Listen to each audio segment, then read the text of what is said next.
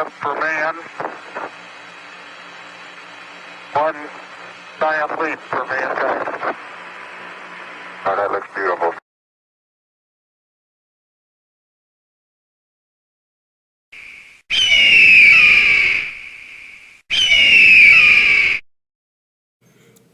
DH, our motto is one team, one flight.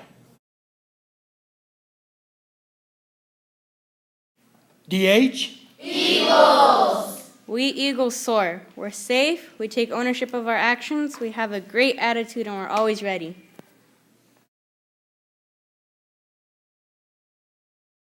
I would like everyone now to stand up straight and tall with pride and dignity as we honor our country by reciting the Pledge of Allegiance.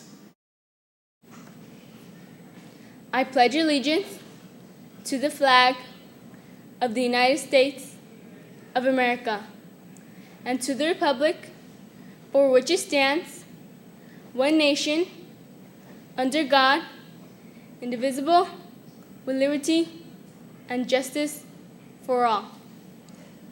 Good morning, Desert Horizon Eagles. In light of the Autism Awareness Month, we would like to answer your questions regarding autism. We have a question box up in the front office and we'll choose 3 questions today to answer on the morning announcement. Thank you for your support and have a great day. There's nothing like the first day of school. New clothes, new classes, new friends. This year, a kid named Nick came to our school. At first, he seemed a little different. Sometimes during class, Nick makes noises and gets out of his seat.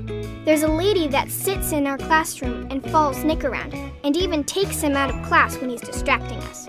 We didn't understand why Nick got to take breaks or why he got to spend all this time with one teacher. My friends and I thought, what's up with Nick? It turns out, Nick has autism. Nick has had autism since he was little. Autism happens inside the brain. This doesn't mean Nick is sick with something like the flu. You can't catch autism. It just means that he understands some things differently than most of us. Once we learned a little more about Nick and autism, we understood why he gets extra attention. He just needs a little more help than the rest of us sometimes. The lady following him around is his aide. She's there to help him in the classroom. Sometimes small things bother Nick because his senses, hearing, sight, smell, touch, and taste, all work differently than ours. Like when we work on projects, we try to keep our voices down because Nick has trouble focusing if it gets too loud. As we got to know him, we learned what we can do to make it better for Nick so he can stay in class with us.